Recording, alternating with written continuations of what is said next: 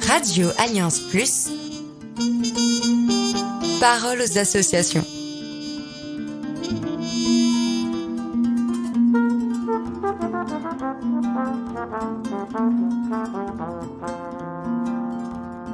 Bonjour à tous et à toutes, je vous rappelle que vous êtes sur Radio Alliance Plus dans l'émission Parole aux associations, animée par Didier. Didier, c'est moi. Et aujourd'hui, je suis entouré de deux femmes. Danielle. Bonjour Didier. Danielle qui est la présidente de Via Femina Fama. Et oui, on va parler de cette association aujourd'hui. Et puis, sa présidente déléguée qui est Carole. Bonjour à toutes Carole. Et à tous. Bonjour Didier. Alors, aujourd'hui, comme je vous le disais, on va parler de Via Femina Fama. Qu'est-ce que c'est que Via Femina Fama ? Alors, c'est une association qui écoute et accompagne les femmes victimes de violences. Vous pouvez la joindre sur www.viafeminafama.com. Alors, Daniel, cette association, ça veut dire quoi ? C'est quelle activité ? Qu'est-ce que vous y faites ? Qu'est-ce que vous proposez aux femmes victimes de violences ? Une main tendue, déjà. Alors, Via Femina Fama a été créée en 2012, le 13 mars, par Carline Gabory. Et aujourd'hui, j'ai envie de dire que les chiffres sont tout aussi alarmants qu'en 2012. Voire plus. Alors, c'est une association nîmoise, déjà ? Bien sûr, c'est une association nîmoise, soutenue par la ville de Nîmes et par les partenaires Donc, vous œuvrez sur Nîmes et le Gard ? Le Gard, bien sûr, le Gard. Nous avons ouvert des permanences sur le Gard pour être au plus près des femmes dans les villages. Mais on reçoit les femmes sur notre association et dans 3 permanences. Alors, vous êtes où déjà sur Nîmes ? Sur Nîmes. C'est la maison des professions libérales et de santé, oui. Voilà. Sur le parc Georges Besse. Donc là, on peut venir vous voir. Une femme qui est en détresse peut venir là ? Comment ça se passe ? Déjà, une femme va nous appeler pour prendre rendez-vous, pour voir à quel moment elle peut venir nous rencontrer. Parce que ça va lui demander beaucoup de courage quand même. C'est pas si simple que ça. On entend parler des violences conjugales aujourd'hui. Et souvent, une femme n'est pas fait sûre de vivre de la violence conjugale, bien sûr. Et puis, elle va se dire, qu'est-ce qui m'attend ? On entend souvent des a priori. Aujourd'hui, la violence conjugale, c'est facile. Le mari va quitter le domicile. Pas vraiment. C'est un tout petit peu plus compliqué. Nous, on va être là déjà pour l'écouter, pour voir qu'est-ce qu'elle va pouvoir faire. Et ensuite, en fonction de sa situation, on va l'accompagner pour l'aider à aller porter plainte. On va aussi l'accompagner après dans la procédure au tribunal et tout ça. Et tout ça, on est dans une extrême confidentialité. Bien sûr, c'est nécessaire. Alors donc, c'est une double démarche en fait pour elle. La peur peut-être de se confier, d'aller, comme tu disais tout à l'heure. Oui, et puis la peur peut-être aussi du mari violent. Alors, c'est surtout que c'est dans la vie privée que tout se joue.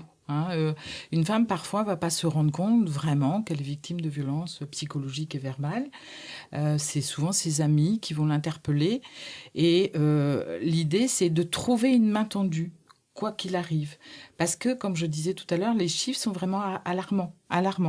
On va parler chiffres tout à l'heure. 91 féminicides quand même. Je voudrais revenir sur la manière dont vous procédez. C'est-à-dire une femme qui est en détresse, il y a une permanence, comment elle fait ? Alors, elle prend un rendez-vous, elle nous appelle. Si elle est en danger, on peut donner le numéro ? En grande urgence, oui, c'est le 06 68 44 40 61, qui est ouvert 7 jours sur 7, 24 heures sur 24, et 365 jours sur 365 jours. C'est-à-dire que l'association ne ferme absolument pas. On est ouvert tout le temps. Donc, il y a un membre de l'association derrière ce téléphone, H24. Il y a des membres, puisqu'on est des bénévoles formés, qui sont formés à l'écoute et à l'aide aux femmes victimes de violences. On a des roulements. Bien sûr. Oui. Alors, ça, si je comprends bien, c'est le numéro gardois. Mais je crois que vous êtes affilié au numéro national, qui est le 3919. C'est pas ça ? Comment ça se passe alors ?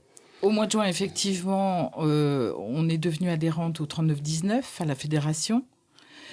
Et grâce à cela, on va aussi avoir dans le Gard les appels des femmes qui appellent le 3919 sur... Mais qui sont domiciliées sur le Gard. Domiciliées Donc, sur on le est Gard. Comment ça se passe? Ça rebascule sur votre... On est 2 associations à être référencées, si je puis dire, par ce numéro national d'appel pour les femmes victimes de violences. Il y a la CLED dans le nord du département. Et nous, on occupe tout le côté... sud du département. Ouais. Donc, quand une femme appelle le 3919, à vrai dire, le 3919, ils n'écoutent pas très très longtemps, ils n'ont pas le temps, mais tout de suite, ils rebriefent ils donnent nos coordonnées, à vrai dire. Ça tombe où, alors, le 3919? Il y a un pool d'écoutantes, si je puis dire, à Paris. Qui n'a rien à voir avec Via Femina Fama. Qui n'a rien à voir, c'est des salariés de la Fédération nationale Solidarité Femmes, D'accord. parce que c'est cette fédération qui gère le 3919. Donc, elle demande où se trouve cette personne, voilà. se trouve dans le Gard. Voilà. Elle rebascule sur vous. Voilà, exactement. Par le numéro du 06, c'est ça? Exactement. Il recense à peu près plus de 5000 appels quand même. Donc, soyons pratiques, les femmes qui nous écoutent qui sont dans ces situations-là ont peut-être besoin de savoir comment vous joindre. Peut-être pas, ils n'y arrivent pas facilement. En règle générale, Non, si. même, on a des appels la nuit, même de gens qui ne sont pas passés par le 3919. Donc les gens, non, le numéro, le 06, et, enfin, sur tous nos flyers, etc., c'est un numéro qui est quand même assez connu. Alors justement, vous êtes connu comment? Il est diffusé, c'est par voie de pub, ça s'échange, c'est du bouche à oreille? Non, on ne fait pas de Non, non. publicité, On on travaille travaille beaucoup. Alors, si vous voulez, Non, non, si, mais, si tu veux, Didier, l'idée, c'est que Via Femina Fama est là pour écouter les femmes, c'est-à-dire écouter ce qu'elles traversent et après les amener vers tous les partenaires. Les partenaires, ça va être l'assistante sociale, bien sûr. Hein, comment aller parler à une assistante sociale? On va leur donner le courage d'aller parler à l'assistante sociale. Mais après, on a d'énormes partenaires. On a les gendarmes aussi qui vont lui proposer des rendez-vous parfois. Donc, nous, on est là vraiment pour l'écouter en toute confidentialité. c'est la première étape, en fait. Et voilà, et la première étape. Et après, l'orienter, on a aussi une cellule d'avocats qui a été mise en place pendant le Covid et qui va répondre dans les 48 heures quand même. Hein, Alors là, on aborde le problème plus juridique, plus matériel, non, pour savoir comment elle fait. La première étape, si je comprends bien, c'est une écoute, vous les rassurez, vous leur demandez, vous leur dites ce qu'il faut faire, ou... C'est alors, ça, ça dure longtemps, le premier... 1h30 au-delà, c'est de la répétition et ça ne sert à rien. Mais on va leur montrer les options qu'elles ont. C'est elles qui décident. C'est elle qui décide. Une femme victime de violence, par exemple, qui n'a pas porté plainte, nous, on ne va pas lui dire il faut porter plainte. On va lui expliquer l'enjeu que ça a de porter plainte. Oui, c'est important. Voilà, mais je veux dire, dans les aspects positifs comme négatifs. Parce qu'effectivement, le dépôt de plainte pour une femme, ça peut être très perturbant. Parce que, bon, on dépose plainte, monsieur est auditionné, donc monsieur va être convoqué à la gendarmerie ou au commissariat. Si effectivement il n'est pas gardé après, qui sort de chez lui, ça peut faire beaucoup de dégâts. Donc, je veux dire, on n'est pas là non plus pour raconter des histoires aux femmes en disant on a la solution à tout, etc. On va leur expliquer dans tous les cas de figure quelles sont les situations et c'est elle qui décidera. On va avancer main dans la main avec les femmes. Exactement. Et il faut aussi penser aux enfants qui Donc, c'est sont les réellement victimes des violences conjugales. Elles ne savent pas forcément quoi faire et c'est vous qui êtes là pour leur dire... Bien sûr.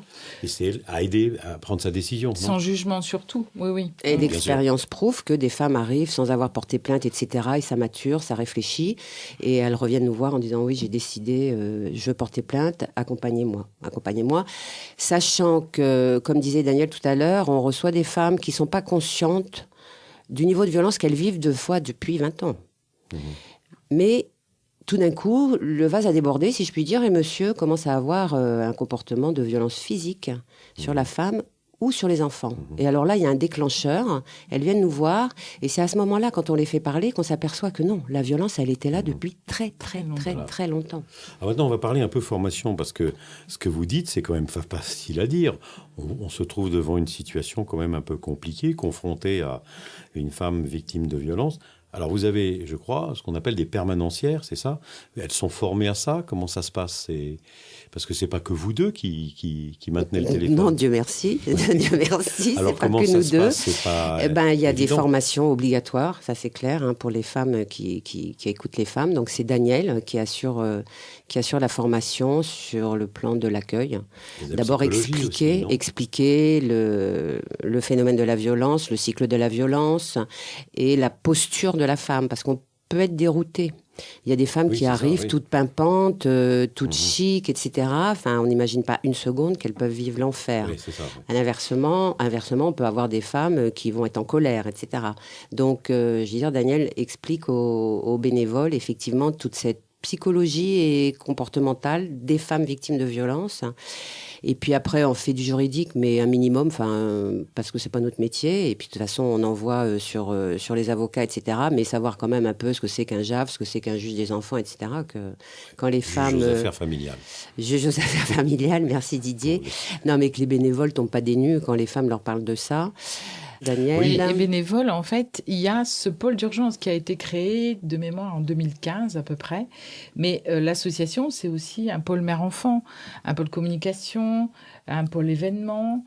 Être bénévole à Via Femina Fama, ce n'est pas que rencontrer des femmes, mais c'est vrai qu'à juste titre, quand on rencontre les femmes, il faut être formé. Voilà. Ça, c'est sûr. Donc ça, c'est primordial parce que vous adressez, c'est pas n'importe quel dialogue qu'on a avec ces personnes-là. Non, puis c'est pas donné à tout le monde, il C'est faut pas le donné dire. à tout le monde, voilà. Faut le Donc dire. vous avez une petite équipe, non? Une dizaine? Comment ça se passe? C'est au niveau Oui, des bénévoles qui 10 à répondent au 15 téléphone, personnes. qui les reçoivent après, Oui, oui. évidemment. C'est ce qu'on appelle le pôle d'urgence. Voilà. Et puis, comme je disais tout à l'heure, les femmes, on va aussi au-delà vers elles. La dernière permanence est sur Aramon, qui vient de s'ouvrir, ça fait quoi, 2 mois? Juste avant l'été, oui. Voilà. Alors, si vous voulez bien, on va terminer cette première partie pour aborder la seconde sur la reconstruction, ce que vous leur proposez, les ateliers.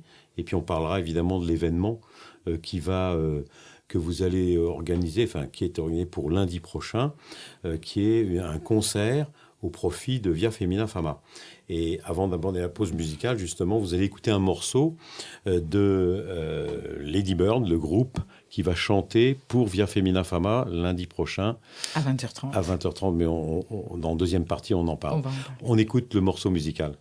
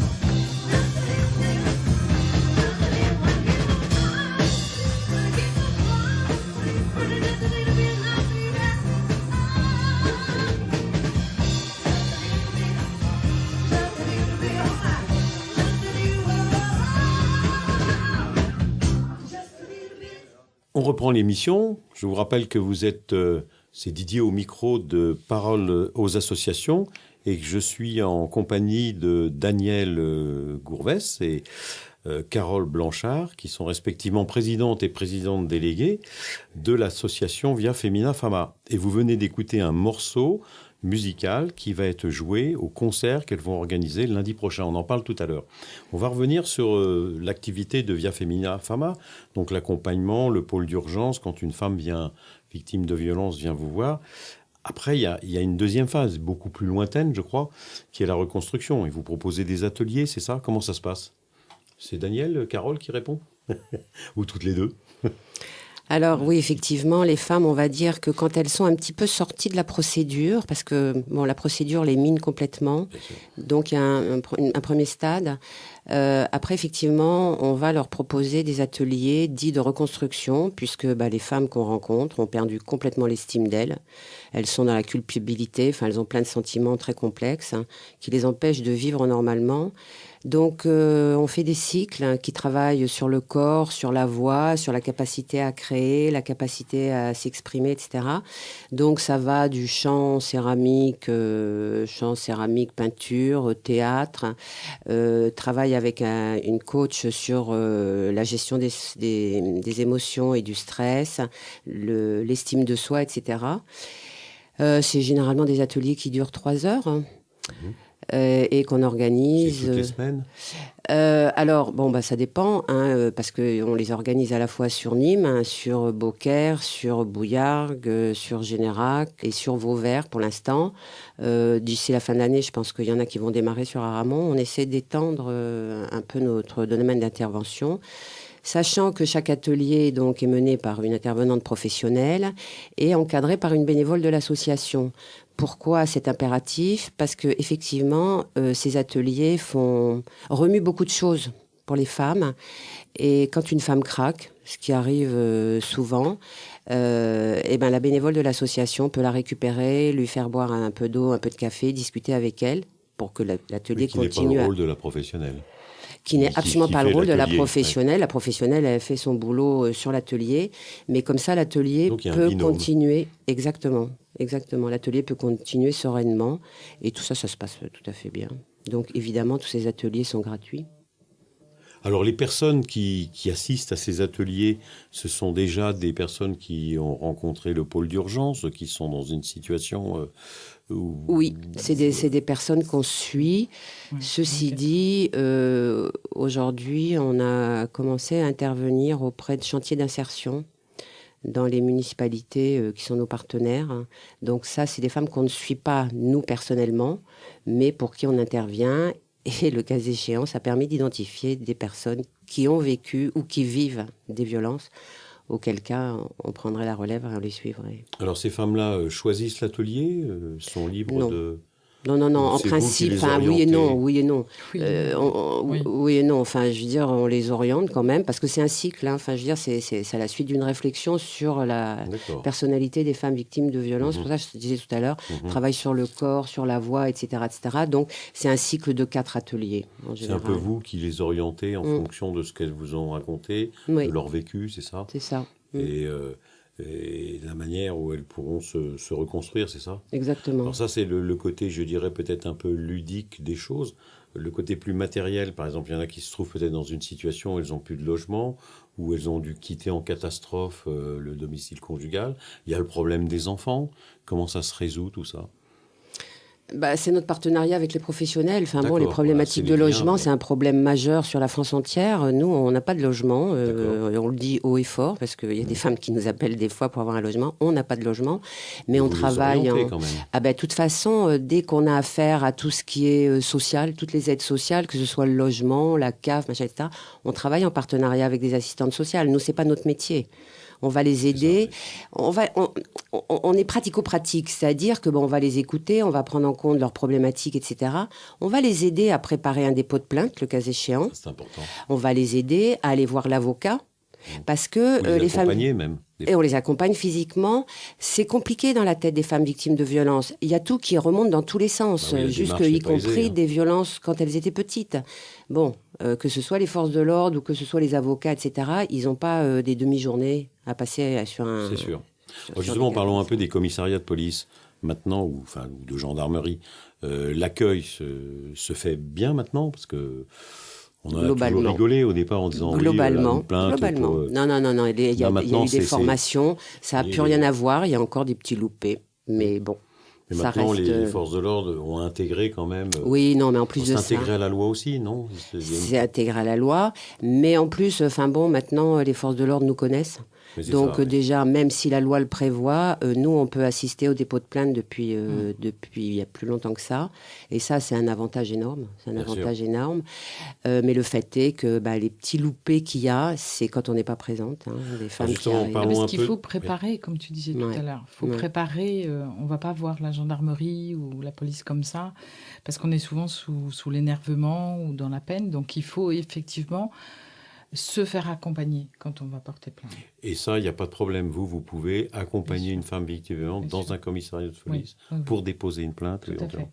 Et d'ailleurs, je pense que vous avez des relations assez étroites avec les forces de l'ordre sur le Gard, puisqu'il y a des réunions, je crois, au niveau du parquet, c'est ça? Oui. Donc, vous êtes on connus. participe à ces réunions, oui. Tout à fait. Vous y participez. Les forces de police et de gendarmerie vous connaissent.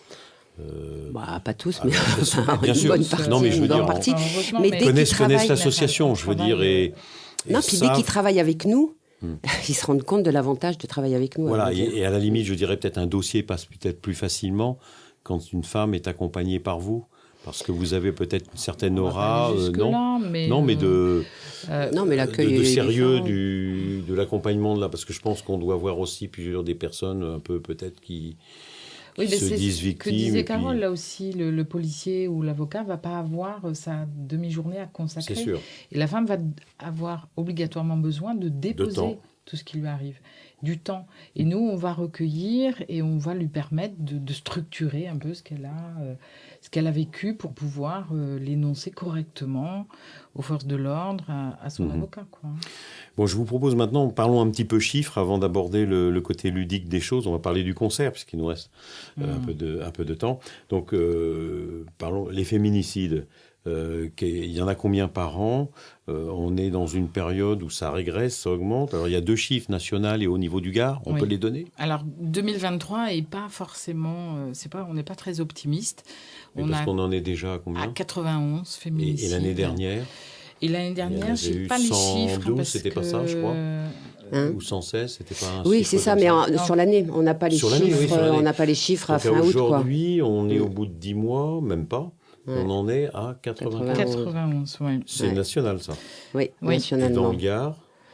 Dans le Gard, je crois qu'il y en a 5, quelque chose comme ça, d'après ce que j'ai pu alors lire. donc la progression est en train... Non. Ce qu'il faut se rendre compte, c'est qu'au national, les chiffres sont quand même assez énormes, puisqu'on a 213 000 femmes majeures qui déclarent avoir été victimes de violences physiques ou sexuelles. Alors, qui déclarent, c'est-à-dire conjoint. où et comment? Qui déclarent pour faire ces statistiques, c'est déclaré où? Qui déclarent forcément, je pense. Auprès des forces de l'ordre, c'est ça qui vaut. C'est ça qui prévaut. Et vous, au niveau de l'association, vous avez des chiffres? Vous recevez combien de personnes? À peu près 200 personnes par an. Oui, 200 personnes par an. On en suit régulièrement. Quand je dis régulièrement, c'est physiquement ou par téléphone, etc. Une petite 50aine. Ah oui, quand même.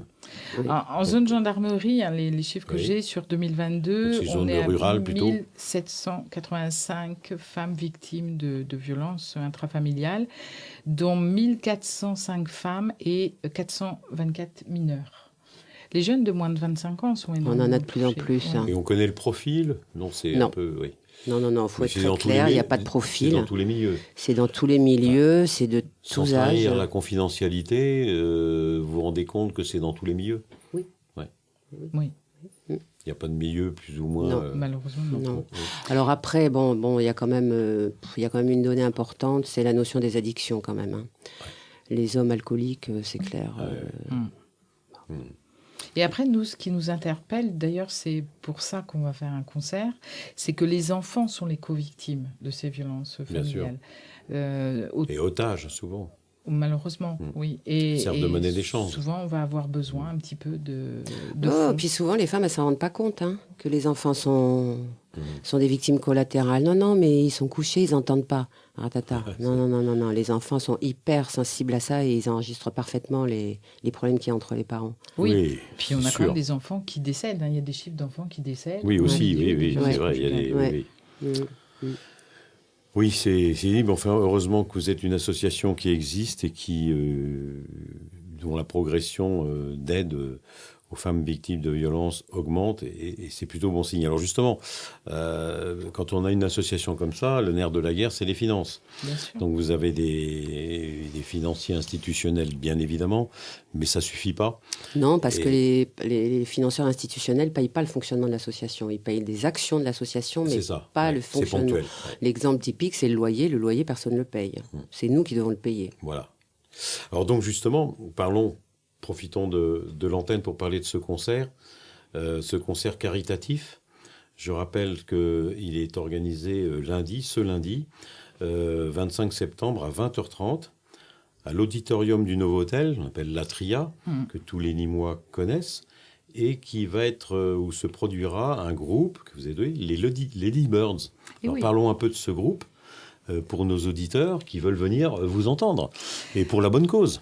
Tout à fait, pour la bonne cause. 5 musiciennes de talent. 5 femmes. 5 femmes. Oui, alors, on reste 5 femmes gardoises, me semble-t-il. Hein, elles ne sont pas montpelliéraines. Si, elles sont du coup. C'est à côté. C'est dans la région. Oui, elles sont dans Occitane. Alors c'est un quintet.